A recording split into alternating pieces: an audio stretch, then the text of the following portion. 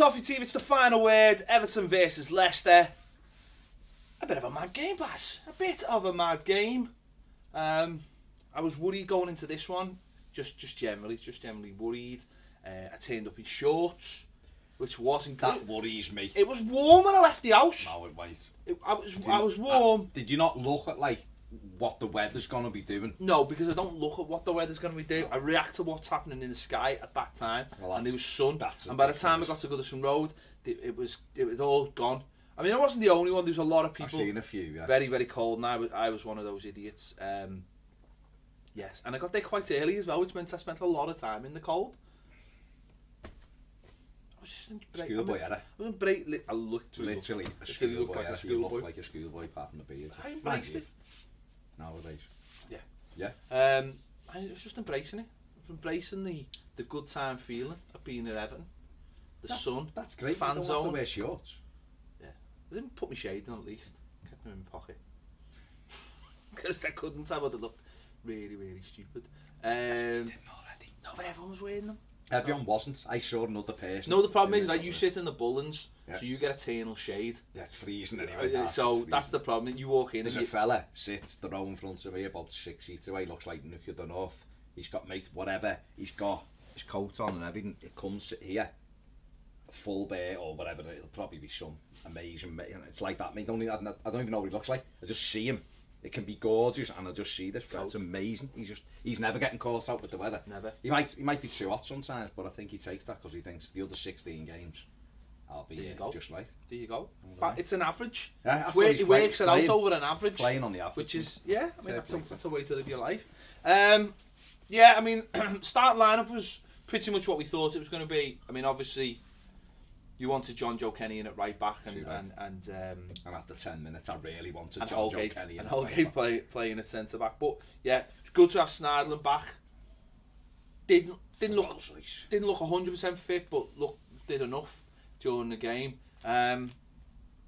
Leicester didn't make as many changes as I thought they'd make actually, and obviously Wes Morgan was injured anyway, I think, for them. So but they started with Vardy, so they were pretty strong. If Mahrez on the bench, but you know, after 40 odd seconds, the game just came to life. Great run by Morales. Brilliant run. And to be honest, I was still complaining about the foul when Tom Davies was tucking the ball in the back of the net. I literally did not see Tom Davies's run. I don't know how I didn't see it, but I was so focused on... You can't half miss him. Like he's got a mad head. No. But I was so focused on Morales and him getting brought down that I didn't even see. And when I replayed it in my mind, I thought, oh, he just tucked it in the back of the net. The ball's fell to him, he just hit it. And when I rewatched it, didn't he do well? Certainly did do well. The referee didn't do well. No. The referee had a shocker. For that bit he did well. Yeah. You know, I don't even think he played the advantage. I genuinely don't think he thought it was a foul. He was utterly clueless. But no, it was Morales done absolutely fantastic. Just followed on from Wednesday. Yeah. The Kevin Morales that I know is in there, not the other one that just struts an arm, doesn't get involved. He looks like, I don't know whether he looks like he's got a bit of a cob on. Got a chip on his shoulder, I like it. Or whether he's realised that we're coming closer to the summer now and Koeman ain't asking about, so it's like, it's my time to deliver. He hasn't got that long left on a contract, has Morales? No, he signed, didn't he? Okay. He's still got 3 years, I think. Okay. But I think he's looking like a man that thinks, I could be surplus. Yeah. And I think he loves it here. I genuinely do. I don't think he has any problems. I think he really likes, like we said before, I don't know where he would go that you would argue is higher than Everton. And also, I mean, if you were him, like you've just said, he wanted a couple of years ago, he was like some Champions League and all that, and we were really worried at the time because he was on great form. And then he just tailed off. And obviously didn't play under Martinez pretty much last year and stuff. So, and you think now he's 28, 29. He's got roots in, you know, he's playing semi-regularly. And he could play a bit more regularly if he's in this kind of form. Yeah. Or he's got that attitude. And you think, well, at his age, he's just had a baby, I think, as well. Yeah. Surely the right thing would to do is just stay. I mean, if he went in the summer, you would think that'd be his last big move. But if it wasn't to a Champions League team or like somewhere, I suppose, in like maybe a glamorous location, then why would you bother? Do you know what I mean? You just stay at Everton and just keep going, because to be fair, you know, he's been here this long, he might as well just stick around. No, well, that's what I'm saying. I don't think he's got any plans to move. I think he's quite happy, and I think he wants to play in this team. I think he can also... The players aren't, you know, they've said it a couple of times through interviews. They know that things have changed now at Everton. They know that there's a momentum where the club's going. And it's reinvigorated quite a few of them, and I think he's probably thinking, I want to be part of this. You know, we've got Europe next year. Well, looks like we may have Europe next year, and I want to be part of that. And he's, you know, his performance at Old Trafford was excellent the other night, and yesterday topped it for me. He was fantastic. But the run, what I like the best bit about this run is there was a couple of times he struck people off where he could have gone down, or he might have gone down, and he didn't, because he wanted to score, and he went past players like they weren't there, which was what he done when he first came in the team. And then he was taken out on the edge of the box. It was ridiculous. But Tom Davies stayed alive, got it, faced the fella up, dragged it across, and just swept it in. But it was funny as well, because I mean, we've spoke about Tom previously and said, you know, some people might not know where, you know, what he does, where he fits in, and we've also spoke about the fact that he's always dead eager to get past the striker, and then you just watch his run. He's always on the left of Morales. He's always offering him something. In fact, if Morales had maybe released the ball a second earlier, if he'd had a chance to, Tom Davies is in the same kind of position. Yeah. But that shows what Tom Davies is all about. And he's still got loads to do, and it's a great little finish. And what was funny, because it reminded me of Wednesday night Tuesday night when Lukaku broke, and we were talking about the other night where Ross just sort of hung back. Yeah. And Tom got his rewards, but for taking that chance. I mean, okay, it's early on in the game, but he took the chance, went with him, and finishes it off. And you think if there was more of that, more people would get tap-ins or chances. Out of our midfield players, he's the one who I think next season will get 10 goals from midfield. I really do, because he gets in the box a lot. He scored a lot for the 18s and for the 23s. I just think he's that kind of player. He wants to get, and I think the thing with Tom Davies is, we said this the other night, is that he hasn't got a defined role in the team. He just does everything, and that's in nowadays where everyone wants to put you in boxes or put you in pits. You know, it's a breath of fresh air, because he does a lot of things well. And following up and getting in the box and getting past strikers it's an invaluable thing that you can have as a midfield player. I think I heard Redknapp, Jamie, on Sky, and I don't really normally take much. I discount everything. Well, don't be too quick on that. And he actually said about Tom Davies, about being one of the first box-to-box midfielders he's seen for a while, and reminding him of a Lampard, and reminding him of a Cahill. Just getting in. Just being, having that ability to sort of like the way we say about good defenders can sniff the danger. But it's the same with the other end. He can sort of sniff the opportunities. Like good centre forward does. Yeah, sniffs opportunity. But from a midfield from deep and and I think the other thing as well, and we kind of alluded to it the other day in the fight when we were talking about Gareth Barry being back in, Abel and Garner and Davies to do what was totally missing at Anfield a week ago. With Schneiderlin back in, that goes up a level, because he's quicker than Gareth Barry, and you know, now he's a better player, isn't he? Because Gareth is unfortunately, you know, coming towards the end of his career now. But that just enabled Garner and Davies to go pressing, which is what they like to do, without knowing I've got insurance behind me here, and they can go about the job. And you know what? Garner looks funny enough so much better. Well, you mentioned that though, but I don't think for the first 10 minutes, Schneiderlin, it took him a good 10 minutes, because he actually got caught high up for their goal. I mean, obviously we'd scored, and I actually thought then, if we just kept on going, I was thinking these are not going to have much about them. Going to be fixed on Wednesday. And with that run by who was it done the run? I'm not going to say Musa, because he was on the bench. Gray it was, yeah. I said Musa on Twitter. You're not talking about the foul on the edge of the box on Morales?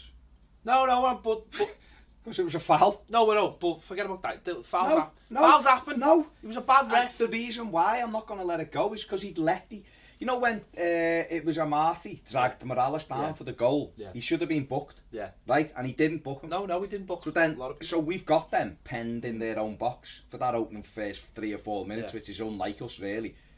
Morales on another good run, go plays the 1-2, gets it back, and is fouled again. And the referee just ignores it. It's a foul, everyone stops. He let a lot of those fouls and they go. break. If he didn't the other way.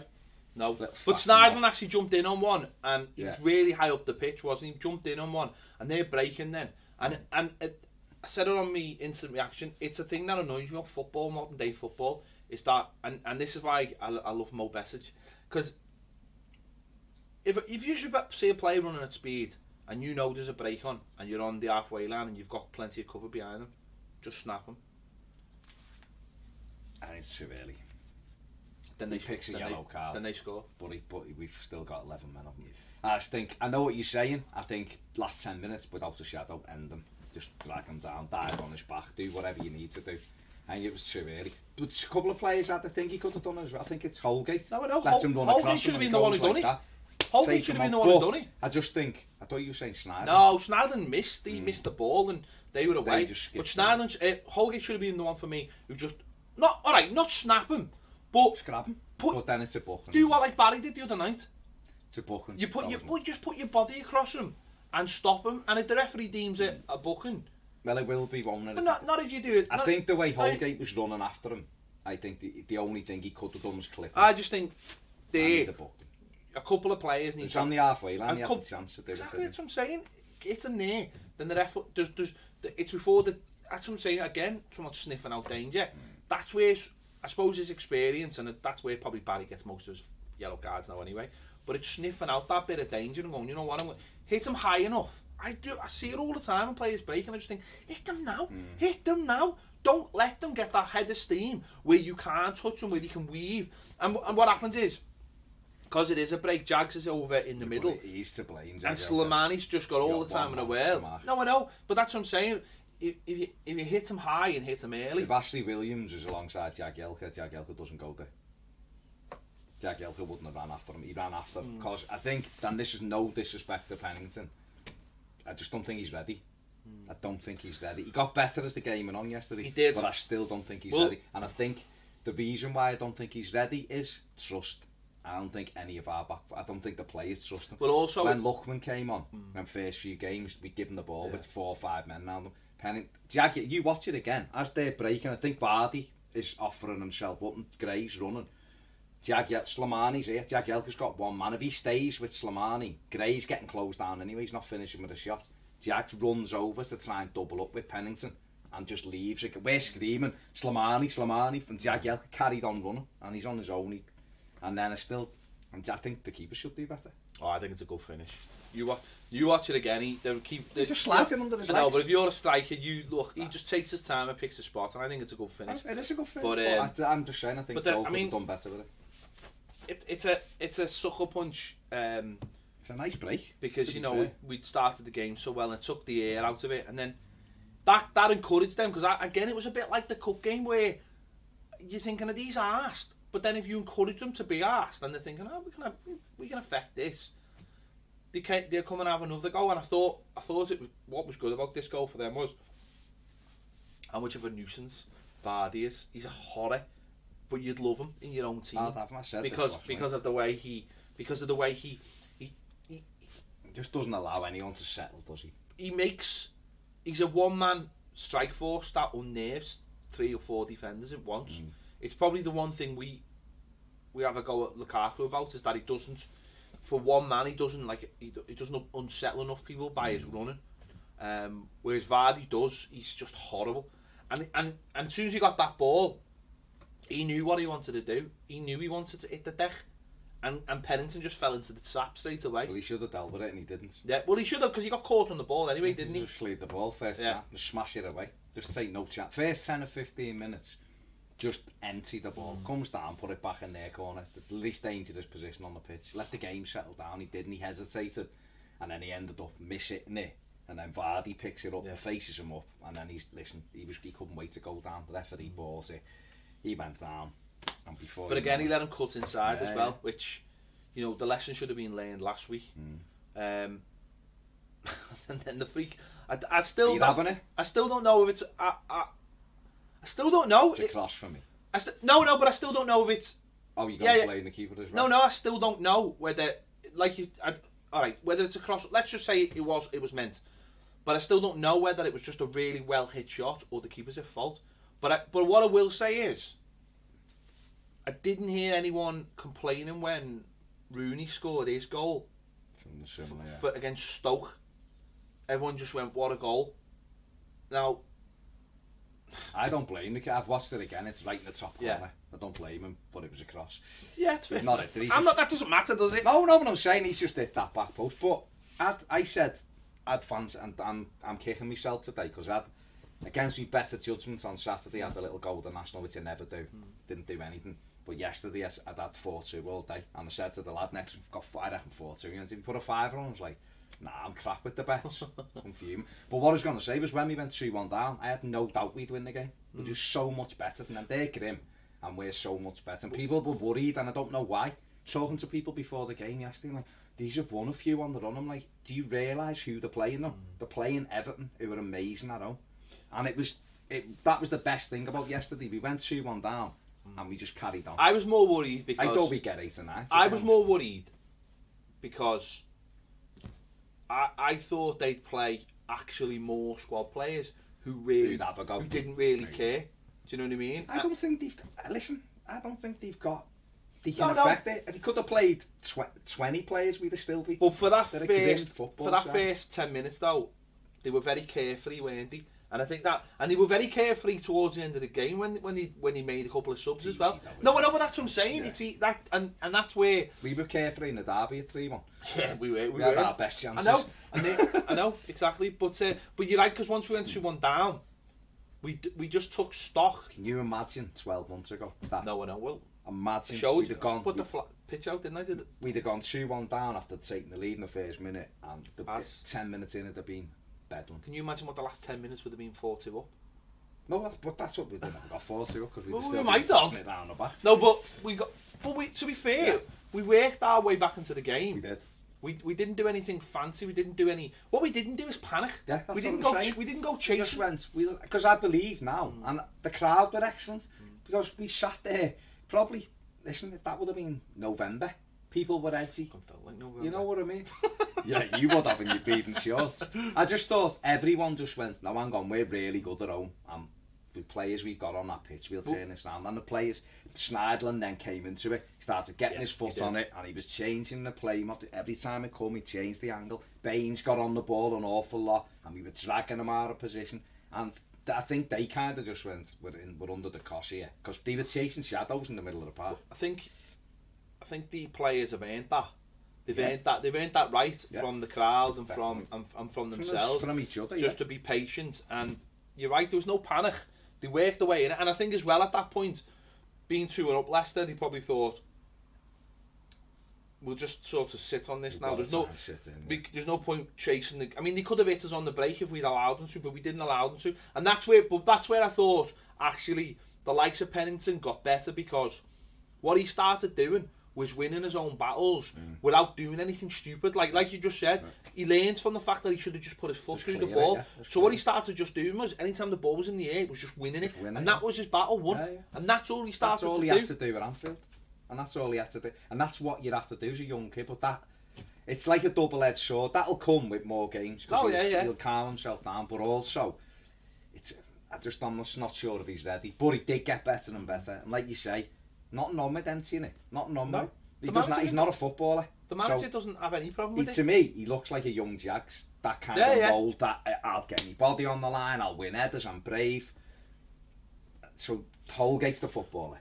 Do you know what I mean? The problem we've got at centre back at the moment, and we've said this before, and we don't want to go over old ground, is we've got no pace at centre at the centre back position. It means that you watch the back two, they're a little bit worried about pushing up because they know there's going to be all that space behind them, especially with a player like Vardy.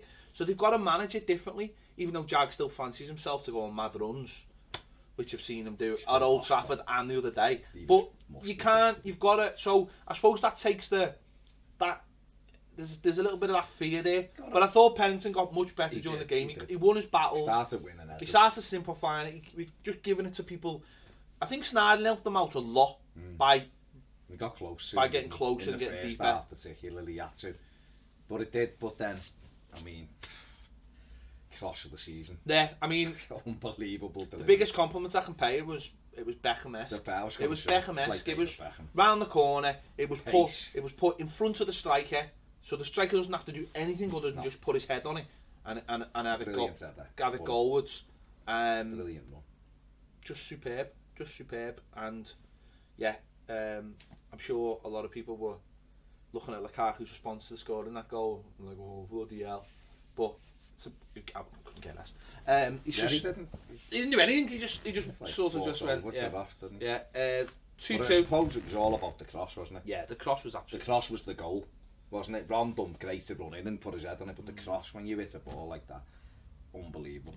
And just brilliant, and a great time. You know, 22 minutes, like a basketball game. It was just end to end, but that gave us the belief then, I think, from there, back in it now, loads of time to win this, and we just got better and better. And you asked me about the keeper last week. No, not a chance. Joel's much better. Okay. Much better. He's got no presence about him for someone who I thought he did a couple of years ago. It's not, and I've just volleyed the cup all over. It's just volleyed one of our cups that are available now. I caught it though on the foot, so it's great. If you knock it, you can catch it, doesn't it? It's great. It isn't broken at all. Perfect, durable. Yeah. But yeah, 2-2, and then dishwasher safe. And dishwasher safe. we took over from then. Yeah, we did. We just got, as you say, we got back on the foot, and from then on, we just kept on doing what we did. I don't remember them having another chance in the first half. I might be wrong, but I don't remember them having another chance. No, I don't think they didn't. Vardy went very quiet. He went long quickly, didn't he? Yeah, they went very quiet. Yeah. And we just kept the ball and just frustrated and went long when we needed to go long and short. I mean, the only thing I would say about the first half, I thought Lukaku was really, really quiet. Like not in like just I don't know. He just seemed. He just seemed really quiet. He offered himself a lot on the edge of the box. What we done well and what we tried to do well, and it was entertaining. Was they were trying to just pop one such stuff off and make runs because we knew they were going to sit, and it was like Liverpool done it. It was very narrow, wasn't it? But it was a bit. At times we did come narrow when we should have been trying to spread them out. But you know, we were still. There was a few times where the little one-touch stuff got us in, and it was just the cross was blocked. But as you say, it's more about the patience now. Well, it's about players knowing. Belief, it's about players knowing that if they keep, you know, we will score goals. We score more goals. We got more goals with Goodison this calendar year than we got the whole of last year. Something like that. We scored more goals this season already than we scored last season. Obviously more points at home. There's a belief that we're going to score goals. You know, 4 in this game, 4 in the last game. You know, we're scoring goals all the time with Goodison now. So there is that belief. So there's not that. You know what it's like. You start chasing the game. You start making mistakes. You start opening yourself up when you don't have to. You know. We do it as fans, don't we? The nerves come down from the stands onto the pitch. When you haven't got a goal in your team and you lose a goal early on, you just go, there we go. Now, you're just like, well, we score more than 3. Well, to be honest, that was the first time we've been behind in a Premier League game at Goodison since the derby. Yeah. And we were only behind for a minute, because there was only a minute left. so we're not really used to that. So actually, we were... I think I'm right with that. Well, it is in the league. In the league, because we obviously not... we went behind to Arsenal the game before that. Yeah. But it was. And, you know, those 7 league games with 7 straight wins, 26 goals scored, 5 conceded. You know, it's an incredible stat, and I think that's why people are calm and the players are calm, because I think they've got ultimate belief in each other that if we can create a chance, we'll score. And we've mentioned obviously Tom Davies with the goal, but we've seen the other side of him for leading up to our 3rd goal. Leicester are trying to get out, and he comes in and throws in a brilliant 50-50. Well, you know, he makes it a 70-30. Yeah.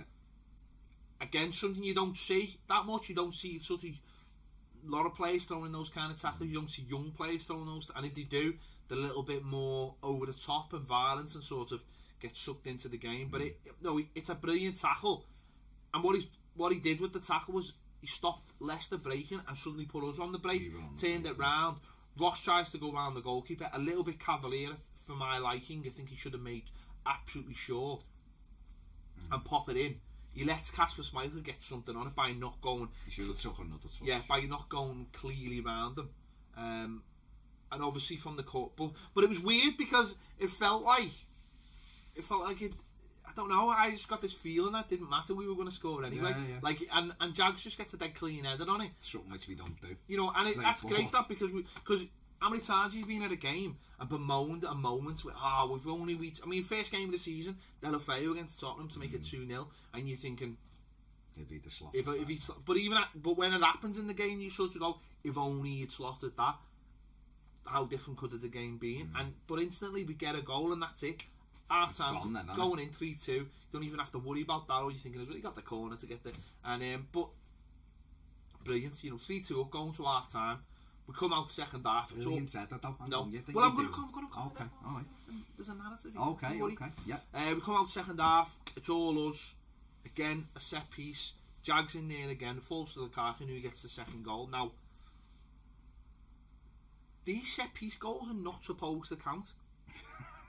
Right?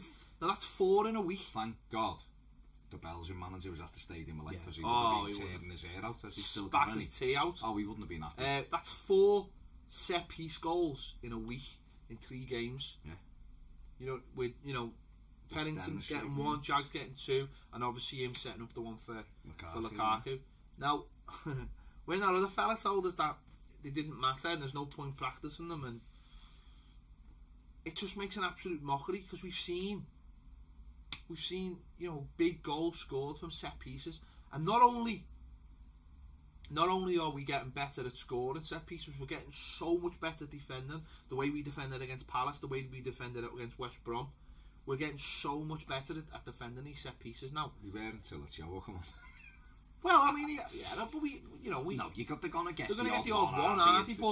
But it shows how much of a difference set pieces are, and for a manager to just dismiss them and say, well, it don't matter, or of course they matter. Listen, they affect games, and it makes a mockery of it. We can dismiss most of what he said as utter tripe. I'm absolutely honest to God, I still haven't forgiven myself for being suckered into going against me gut instinct, which was I didn't want him anywhere near my club, and then he pulled the Antonio Banderas on me, didn't he, and turned flashed the eyes and the Spanish voice.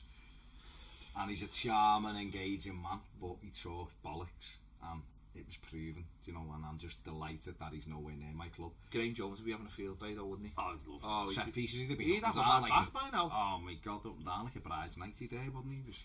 He lived the dream, but it's nonsense. Set pieces are important. We got a point the other night at Old Trafford via one. Manchester United got a point via a set piece the other night against us. We've won this game.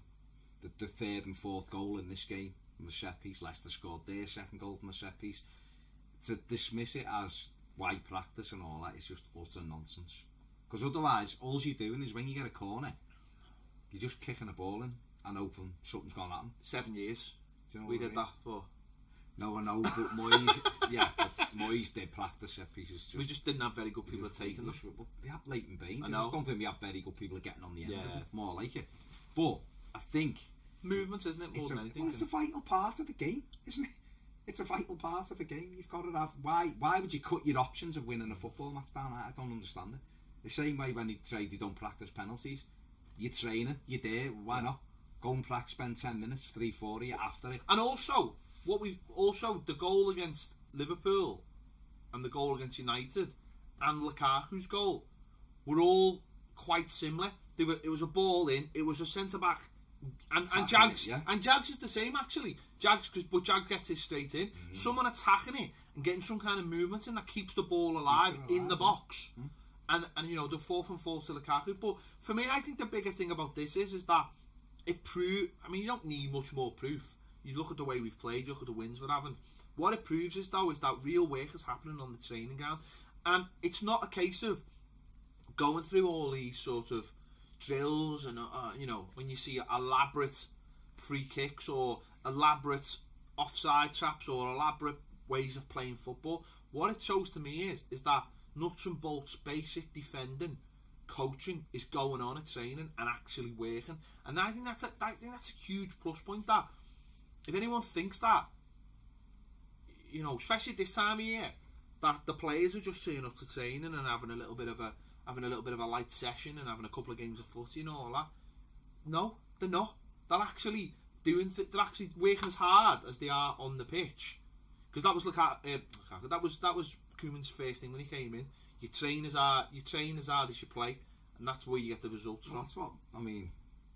You know, but that was David Moyes' ethos. The training sessions were competitive, and that's why you can level a lot of things at David Moyes as Everton's side, but they were always in games. They were always competitive, or most of the time we were competitive, weren't we? And you knew that. Generally, if you had a bad performance, it was never really followed up with another bad performance because they'd work and work and work. We're doing that work now with much better players and seeing a much better brand, a much better end product, if you like, than you're in arguably a much stronger league now with the rest of the teams that are around it. So you've got to have that same commitment. We're hearing 12 months ago players were dictating what time he came into training, were wandering in, standard had slipped. This is from players who were still there saying standard had slipped. This isn't us just going, oh, we've heard off sources. Yeah. This is out of the players' Well, 12 months mouths. ago, you mentioned before, 12 months ago, we had the whole Baines situation after Old Trafford, just over 12 months ago, and Anfield when he was totally disinterested, man. Yeah, but saying you had the whole thing with Baines coming out and then Martin saying these things weren't, and all this kind of thing, and we know all the fallouts from the manager, from Etu to Distan to whoever else, but at the moment the players seem genuinely up for it. The players know the difference. The difference is respect. They don't have to like Koeman, but you'd respect them. They know the bosses, and he's still deciding who his players are. Just because you're playing now, don't necessarily. I don't, and I want to talk about Phil Jagielka because. Yeah. But Phil Jagielka won't be playing for Everton next season. I don't believe. No, but I think that's an important thing. No, is that it also seems like the players know exactly where they stand as well. That's what I'm saying. That wasn't a dismissive point, but what I'm saying is, and yeah, he's playing fantastically well because they know what this manager wants, and they want the footballers. They want to play football, and that's the thing is that when you've got that clarity right through your team and you're believing in your manager, it helps when you're winning games because it helps you to believe what he's saying. Of course it does, but this fella, for the first time probably in the Premier League era, Everton have got a plan. And they've actually got some money to be able to put that plan into action. A real plan of like, well, you know what, these half a dozen players who've done well for us this season, that half a dozen are better, and that's who I want. So thanks, but no, and it's moved it on. I mean, you only have to look at the likes of the people who's got out the door. Yeah. Says it all. Deulofeu, again, has scored another cracker for Milan and things like that. And I know he didn't have to tackle no, but it was it was a good goal. You can't deny that. Cleverly's doing okay where he is, and he has scored again the other night doing where he is. These are all players who were very much part of our squad. Certainly for the first half of the season, they were in the squad. Your circle of shite and all that. But they were players there. But this manager had quickly weighed them up. He got people out in the summer. He got people out in January. He'll get people out this summer because it's all part of the process, but the players are clear on what they need to do now and what standards they need to be. Kevin Morales is a big example of it. That's the standard, and if he produces that, he will play, and if he drops below that, he won't play. Ross Barkley, I've defended Ross the whole season. I love him, but he had a period of time where he knew he had to pick his game up. He was on thin ice before Christmas, wasn't he? Since Christmas he's been majestic. Albeit Anfield, he didn't have a very good game, but other than that, you don't look at one game, you look at the whole season. So I think that's where we are now. We're very clear, but we're moving in the right direction, and we're getting our rewards on the training ground, as you say, because this fella with Klutenberg and with the gangster, the goalkeeper fella who looks like you wouldn't cross him and Koeman, I don't think these are let up.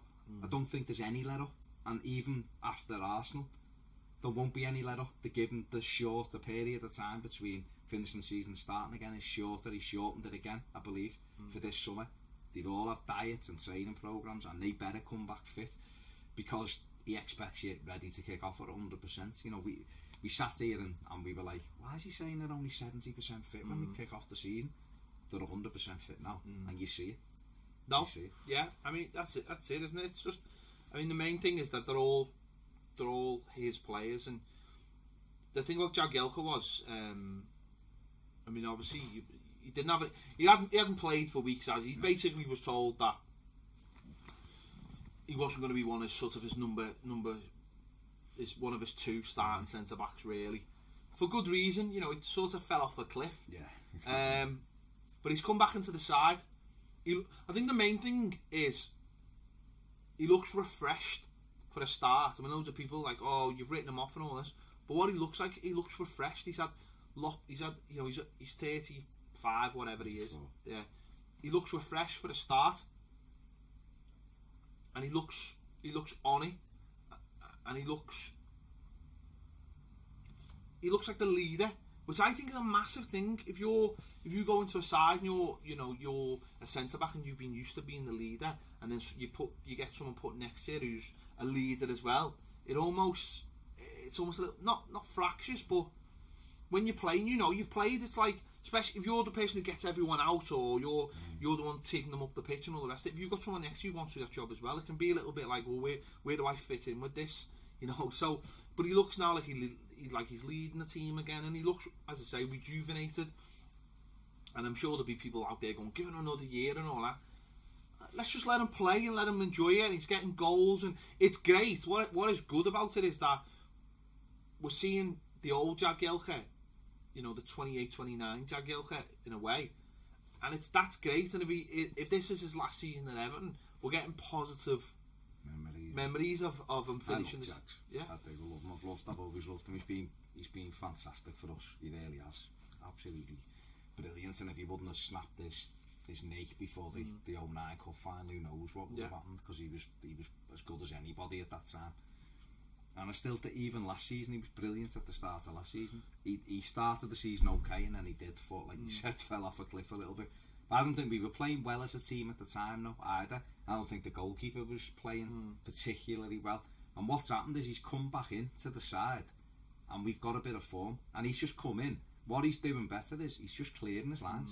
Don't ask about, but I know he's still every now and again tries to join in and think he's Beckenbauer, or fatter John Stones. But I think when he just sticks to his getting his body in the way and just clearing it and doing what he's doing, at 4-2, the save by Joel, he reacts to it. It's a goal. Yeah. It's a goal. Joel makes a great save, but it's going in because there's 2 Leicester players. He reacts to it because he doesn't want to concede another goal. Whereas other players might have stood around waiting, and it's in the net, and you're going, why has nobody reacted?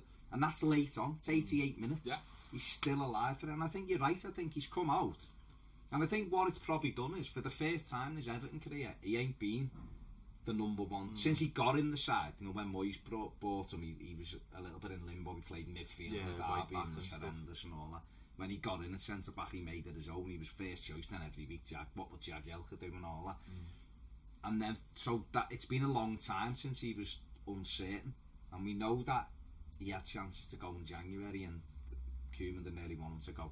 And he's had to sit on his hands and wait. And he's got back in, and I think he's come back in. And I think you're right, I think he's come back in and gone, this is Boss playing in the Premier League every week again. He's remembered, he's got the armband back on. And he's just playing it probably game by game. He's probably just getting in, what do I need to do today? And he's defending, he looks hungry.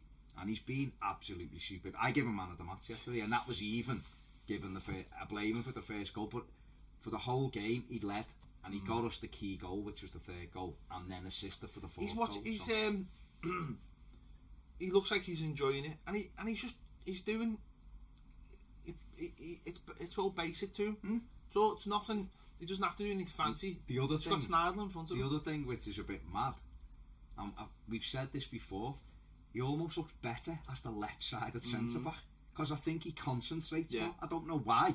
Maybe they need to put Williams on the right of him, and then 2 will be sound. Because I remember when he played with Stones in that last year, when he was on the left, he was always, he took more time. He's more of a defender when he's on the left. It's a bit mad. But no, I thought he was exceptional yesterday. There was half a dozen of them, but I thought he just. For me, he just pipped it because he kept it going and going and going, and he enabled Pennington to get better. And don't forget, he's looking after Holgate as well. And so I think he had an excellent. Yeah, and he's got Snarl in front of him as well, which will help. There's a little bit more there as well. And Tuesday night was perfect for him against United, backs against the wall. He loves games like that. They're his games, but No. So I mean, as I say, we don't know what'll happen. We don't know whether he'll stay at the club or whether it.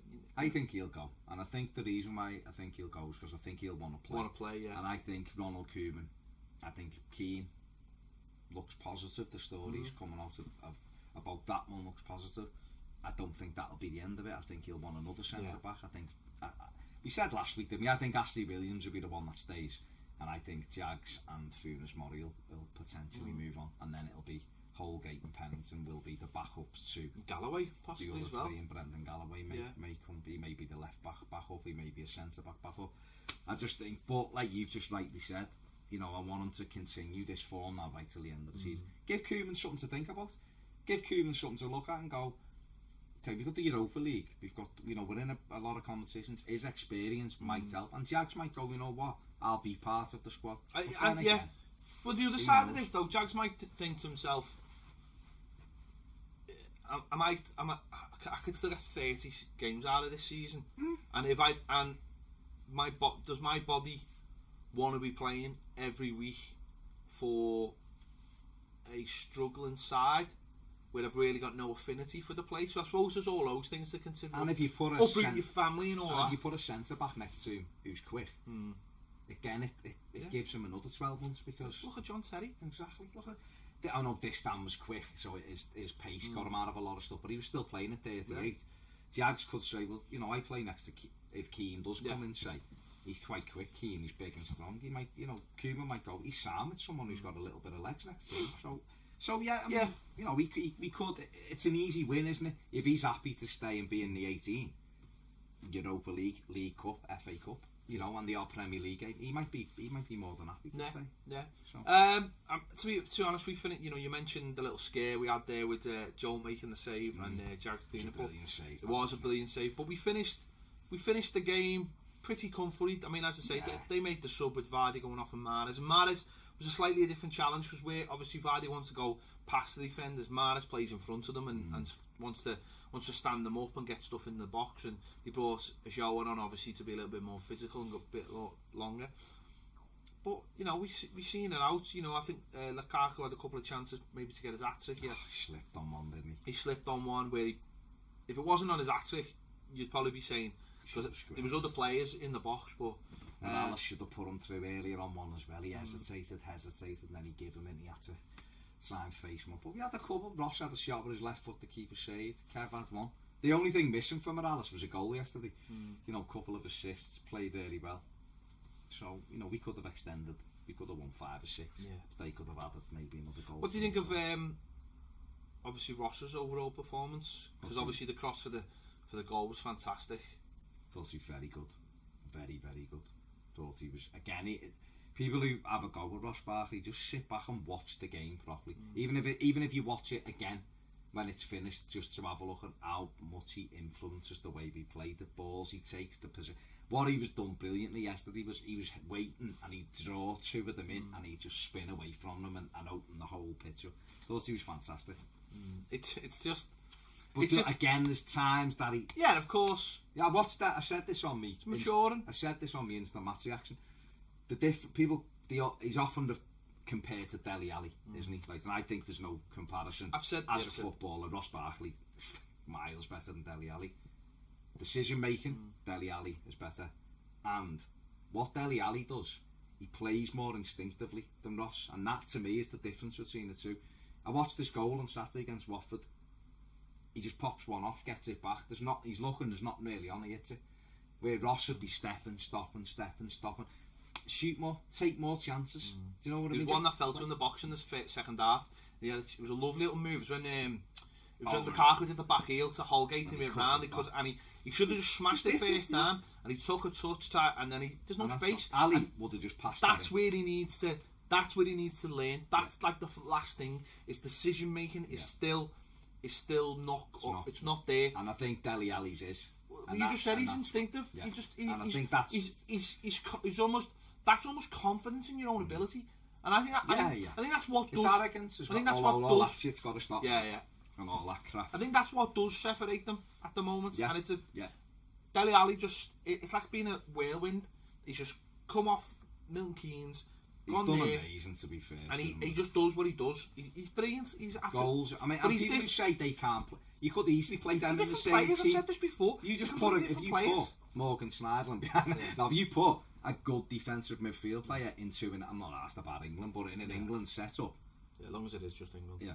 And then you had Dele Alli, and you can see why Spurs would want Ross Barkley, because if they had Dyer or Dembele or whatever, and you had Barkley and Alli off Harry Kane, wow. No, I think they are different players, but I think you're right. I think Dele Alli is just more instinctive. Yeah. I think that's all it is. And I think Ross needs to just start trusting himself a little bit more. Just get out your feet. Don't even need to take a touch. Just pop it first time. No one's gonna. If he has, I tell you, the power in his shooting, Ross Barkley. If he has 5 shots a game, he will score a goal nearly every game.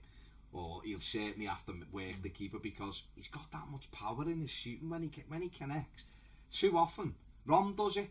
Trying to be done one yesterday, skip past 2 brilliantly and tried to curl it, and he hit the back row of the park. I think trying to almost get too much power on it. I think this time as well with Ross, and I don't know, it's not a massive thing, but I think this time I think I'll tell you who done it actually, and it wasn't was it this game or was it this one? It was Ericsson for Tottenham as well, and was it the third one against Swansea where he doesn't even touch it. Just he makes a movement to go one way and then lets the ball, and again, you don't even need to touch it at times. No. Maybe that's something again. Maybe Ross needs to look at it. Don't just let the ball, let your body. You don't need 4 touches. Yeah, on let the your body be the touch. That goal for Ericsson, I think it was the third against Swansea. He just dips to go inside, lets the ball run across him, and then lets use the defender to curl it, and it's an amazing goal. And you just think that's. Those little fine margins where if Ross takes a touch there, then or Ericsson takes a touch there, sorry, it lets the defender. It's the stopped. moment's gone, hasn't it? Yeah, and that's all I'd like to see more from Ross. The other thing as well, what I thought was quite interesting yesterday was Lukaku just went and played on Chilwell for quite a bit. Yeah, he almost strange played that, wasn't like it? On the right wing, like he did against Arsenal. Yeah, I mean, it didn't happen for that long. No, but it was an interesting little thing he did. Yeah, where he just switched and just said, sit on it. Because he started taking it on the side because he knew he could because once he got his first Lukaku, he sort of got that little bit of hunger, but it was weird because it was different from the first half. It was like he was quite muted in his performance, and things were bouncing off him. But his second half, it was almost like maybe the criticism hurt him a little bit, because he has been criticised over the not so much the derby before, even though he was, but I think the spat with Williams has obviously been picked up by quite a few people, and he's probably thinking, how's the land lying here a little bit maybe. But he didn't. When he smashed the fourth, and he looked quite happy. And at the end, he was giving it the big one to the Gladys Street. So he doesn't need to be so sensitive. He's weird, isn't he? Though. Yeah, no, he doesn't need to be. No, but don't when you think it's strange, isn't it? Because it's almost like he's just mixed signals. Yeah, because he comes out and he's telling the world that he wants to do this and he can do that. He doesn't have to listen to Harry Kane. Doesn't have to take anything from Harry Kane. And then when he's on the pitch, sometimes you think it's not that. Is he into it today? It's almost like it's like when he scored his first goal when he came back. When his first game after that whole thing, and he was a bit like, shall I celebrate this? And then when he got his second one, he was giving it. He knew the crowd were happy with him. Maybe when he smashed it in, he just thought we've won the game, and he just went off because his celebration. I don't worry about that more. I worry more about his body language on the pitch when he's playing, rather than how he celebrates. And I thought first half he was quite muted and quite like, don't know. And then second half, certainly once he's got first goal, he seemed to be a different player. He was up for it. He was up for taking. And he was doing he was running, tracking back and stuff. It was he is a bit. He's someone fighting very quickly. Morales. No, I wasn't. You're doing one that's also Morales, didn't you? Morales. I was. It was like the old. Remember the old picture from the 70s when who was it? The Chelsea player in the league. Is it Bremner's got hold of him, like taking on Hoof. Brilliant. Chicken lad! Maybe he said, I'm no chicken lad! Not old him. It was a bit. Hoof was all over him, like. Yeah, but he kicked them twice. He done it a couple of times. They would think the ref was letting him get away with murder yesterday. And he done one on Rom, and I think the ref knew he had to send him off, so he just let him play. Yeah, he did. He did twice. He kicked Barkley, and then he kicked. And they went back and booked the first one. It was mad because in that move there was 2 fouls by them. Andy King, poor challenge. That was it. Then there was the baldy fella dragged Ron down. He just sucked in. It was a blatant foul. Then he went on, and then Tom Davies ran after Thingy, dived on him, which is a booking. And he didn't book him, he gave them a free kick, went and booked Andy King, and left Baldy Ash alone, and left Tom Davies, just went to Tom Davies, like, but you can't tell him to calm down, because he's dragged him back, it's a yellow card. But he booked Baines in the first half for nothing. King put it past him and dived, and he booked him. Then Garner got wiped out below me, and he didn't give anything. They were the king of the divers. He love it, He was one bit the Bullens, it was a bit further down, and I watched it, it was right in front of me, and there was two of our players, and he literally dived through the middle of them. Wasn't that the one when he got Baines booked? No, that was the one, that was a bit higher up, wasn't it, where Baines just stood there, and he fell over him. But this one was a little bit closer to the corner, and he's literally, two players come together, and he dived between the two of them. And it was just like... See when Baines sat on his lap. Oh my God. That's another 3 points. It takes us 54 points, mate. 10 points clear of West Brom, who obviously lost. What a goal that was by Classy, by the way. Money. Classy goal.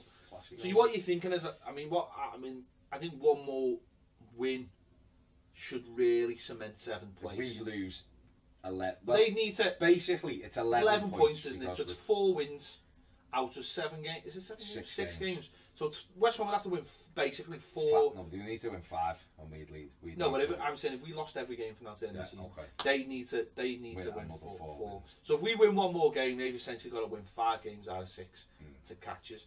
Well, 5. And I don't even think they'll finish 7th. I think Southampton will finish 8th. I think Southampton. Sorry, I was supposed to sneeze. They'll beat Liverpool. I think Southampton will finish 8th now. So we'll have to beat them. Yeah. They'll trunk Liverpool. They'll beat Liverpool 3-1 to West Brom next week. But I honestly think Southampton will finish 8th now. I don't. Got a couple of games in hand. They're not shite. Somewhat West Brom here. Go and listen to what Southampton fans say about their team. That under Claude. I can't really understand them. No, we're not. Well, they're not very good. They're too busy, like, putting armadas across the ports and stuff to block people from coming in. I think we can beat Burnley on Saturday. I think that's 7th sorted. There'll only be 5 games left. Yeah, and we don't have 10 points. And we don't have to worry about that. And then we can actually, for those last few games, start focusing and see whether we can catch them. I mean, I've said it all along, and whether people think it's a negative thing or not, I do think it was about getting 7 sorted. I think we're pretty much there now. And now we can start thinking, can we get those? It's not negative, is it? It's your first.